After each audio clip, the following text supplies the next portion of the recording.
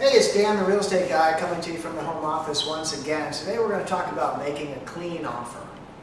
Remember, I'm doing deals all the time, so I'm making the offers, but more importantly, I'm the seller a lot right now. I have a lot of properties going through the system, so I'm a seller a lot. So when I see an offer, there's things as a seller that I look for. Alright, so there's things I use when I make an offer to make mine clean and sharp and hopefully get accepted. And there's also things I look for when the offer comes my way. And I wanted to just go over a couple of those with you. Fairly straightforward, but when you're out there using one of our systems or our techniques to buy property, many of them require what I call the cash advantage. You're offering cash. Now remember, it doesn't need to be your cash. You've already learned that I've been working with private investors for 20 years or so, probably even longer than that. So you don't have to have your own cash. If you have your own cash, that's better. It's probably better. It saves you a step. You'll use your own money, but you're going to find right away that you're going to want to do more volume. So even if you have enough money to do 1 or 2 or 3 deals on your own, you're probably going to want to find some private investors to replace that money so that you can get some money back to go buy the next one, while that one's going through your system and getting sold and going to pay you and pay off the investor in a matter of months. But you want the money now to go out and buy the next one. So to make those offers clean, you're going to be offering cash. Remember, that's one of the ways we buy below market. Every property has a retail value and lots of hassles and headaches to get that retail value. And every property has a cash value that a seller could get right away with no headaches, no hassles. As is, where is, even if it's beat up, even if it has a bad tenant in it, all kinds of other problems, they can get the cash value from an investor like me or like one of you. So you're going to make it clean with cash. If you don't have your own cash, you're going to build your knowledge level up enough that both in terms of real estate and how these deals are done, but also in terms of your market area, become an expert. So that when you go to raise your money and you talk to investors, or money folks I like to call them, people that have money, or the money sitting around maybe in a bank getting near no interest. And you're going to show them how you're going to be protecting them, watching out for them, but earning them a much higher return than they could ever make in a bank. But it has to be safe. So you're going to be offering them a first position note and deed of trust in those cases. So you're going to go out there and make those offers clean and neat, straight up, cash. Use a large deposit. One of the first things I look at when I get an offer is how big is the deposit. You know, some people want to tie a property up with $1,000. That's not good. You know, it's done all the time. People accept that, but I like it when someone offers a $5,000 or $10,000 deposit. It tells me, hey, they want the property. They have a little bit of money. They have something to offer. All right? So if you're offering cash, you know, make your deposit substantial. I a lot of times on a cash offer, I make the deposit $10,000. I'm saying, hey, I want some attention here. If you're getting 3 or 4 offers, that $10,000 should be noticed right away. It's in the top right-hand corner of the contract, page 1. All right, they're going to see that. All right, so that's good. Close fast. That's also page 1, top center. How long is the escrow? I usually say 10 days or less. Remember, I've opened escrow on a Monday before and closed on Friday of the same week when it was important to a seller.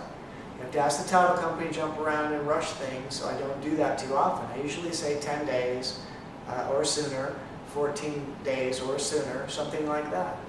Letting them know that I'm ready to go. All right? As is clause. I'm making my offers clean. I'm going to put as is. I accept the property the way it is. Now, if you're shooting out offers, there's a technique where you might make 10 or 50 or 100 offers. Then obviously you didn't see all those properties. Then you don't do that. You can still say as is, but you're still going to leave the inspection contingency clause in. But you're going to shorten it. A lot of contracts have too long of period for the inspections. It might say 17 days unless you check a box and put in a smaller amount, a smaller number of days. So what I normally do, if I know that I'm going to be in town, I'm going to make mine a 48 hours or 72 hours from acceptance.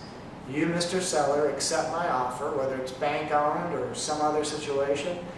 To them it should read, wow, this guy's putting up a good sized deposit. Yeah, he's low on his price, but I see what he's doing. He wants this thing as is, cash value. He's not going to get picky. He's putting up a big deposit. He wants to close fast. He doesn't need a big, long inspection period so he can wiggle out of the transaction, right? He just wants a couple days from the time I accept it to go look at it. And that's all I would ask for. And I would be very quick about it. If an offer gets accepted, I literally will go right to the property, look it over, make my fix-up budget, see if there's any surprises, and accept if there's not. If they counteroffer me and it's still within my window of acceptable price range, I'm going to go check it out. I'm going to run my numbers. I'm going to now know my exact fix-up budget, and I'm going to remove any inspection contingencies. I'm going to let them know I've done it. I've done it. It's removed. I'm ready to close. All right? So make it clean. A lot of times it's nice to put a cover letter on there, especially your intermediate and advanced students. If you've done 50 transactions, let them know that. If you've done 100 transactions, let them know that. You want to make sure, first of all, the cover letter is short. They're not going to read it if it's long. But what you're trying to say in your cover letter is you're experienced and you're ready to close. You can say that a lot of different ways. For those of you without experience, you can still use a cover letter, but for you, what's more important than the cover letter is the proof of funds.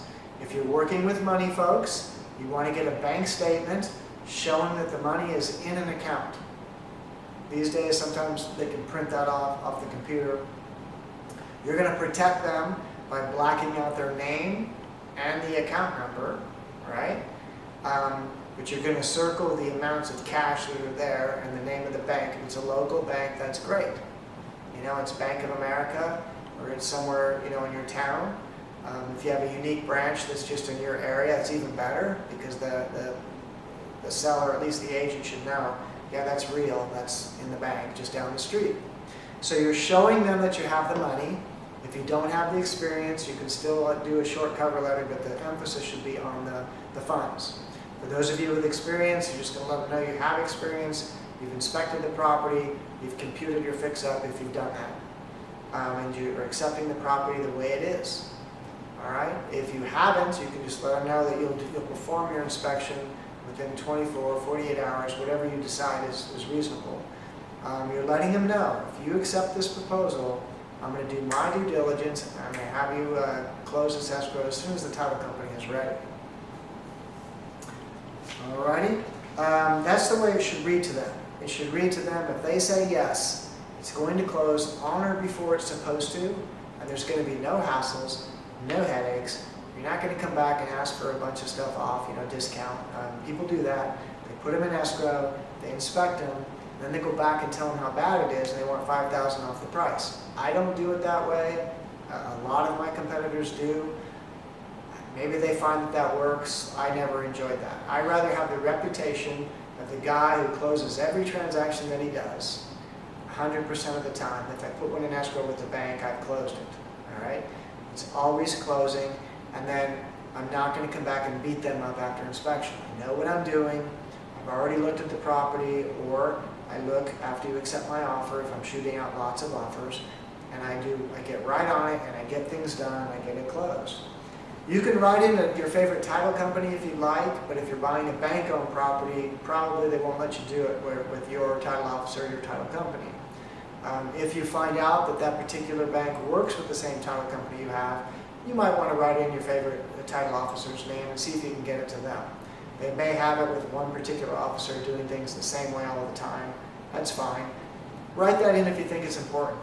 It's important more for you, just like it is for me, after you've done a lot of transactions, you've worked with a lot of the same money folks, your title company has gotten to know your investor, so to speak, or your person funding the transaction, and they know they've got their contact info, their email, their phone number. You know, I have investors that live in Hawaii 6 months out of the year, and here the other 6. And my escrow officer gets to know them. They get to know, where do I contact this person? Where do I send the paperwork? How do I get this done? So that's why I like to use mine, is they're trained. They're trained in working with my money folks. You do a transaction like this and you offer the cash even when you have the cash.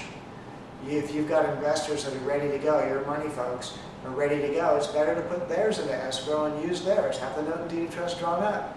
Then you still have yours to go make other offers. You see how that works? So you'll be all over that to make it clean and make them understand that you're ready to go. All right? You're ready to go. They look at the proposal. Maybe they get 2 proposals that day. I have had them tell me that they've had times where I have the lower offer and they took mine anyways. They knew that I would close. They liked the big deposit. Maybe we're $10,000 apart. Sometimes money is not what's important depending on the technique you're using. The ones I'm thinking of were bank owned. It became more important to them that I close escrow than it did the price. There were times where they had offers $10,000 and $20,000 higher than mine from unknowns. But they knew my name and knew my situation and had closed deals with me, and they ended up taking mine over the higher one, knowing that it would close. The same asset manager may have had many, many hassles with unknown investors who did not close escrow. As a matter of fact, sometimes they called and said, if you could just go a little higher because we have this other offer, I'd say go with the other one. Just go with it. If it doesn't close, call me back. Because I knew in my heart there was a 50-50 chance that the unknown investor wouldn't get it done. For some reason, they wouldn't get it done 50% of the time. All right? They just didn't have the experience. Perhaps they didn't communicate well with their money folks to get that money in escrow. Perhaps they were higher than me on their offer, and maybe that was too high. Maybe when they relooked at the comps and they tried to sell the investor on the idea of funding it, they realized it was too high. Mine was correct. Theirs was too high to make a good profit. And so it would fall apart. So I always told them, go with the other guy if he's higher. If it falls apart, call me. What I didn't tell them is when you call me, likely it costs you money. You call me back, I'm going to go 5 lower. 5,000 lower. After all, you didn't take me, you tried to take the high guy. You learned a lesson. That guy's not real. He's not as professional. He doesn't close 100% of his transactions. I did, 100% of the time. So when they called back and said, you're right, that guy fell apart, we're ready to go with you, I might say, well, that just cost you 5,000. Depending on how good a deal it was and what the market conditions were. I didn't beat them up over condition, but if you're going to go with someone else and call me back a month later, I'm going to have other opportunities. So it's probably going to cost you something. That way, the next time they have 2 offers and mine's the lower one, they're likely to just take it and move on. So that's writing a clean offer. The reason I wanted to go over with you, if you look at a contract, whether it's a standard form for your area or a national form, you're going to see a lot of stuff in there, a lot of boilerplate. A lot of it doesn't matter for the cash buyer. You don't really need to put anything in the pest area, for example. You're doing it as is. What I would write is not required by the buyer. It's an as is. Page 6 of our contract, and you can look at yours, has an area for additional terms. I often would write in there that the buyer has fully inspected the property and requires no further inspection. Something to that effect. If I've looked at the property, I've already built my budget. I even, on heavier fixers, sometimes I write in, buyer has inspected the property, requires no further inspection, estimates work to be $36,000, or whatever that price was.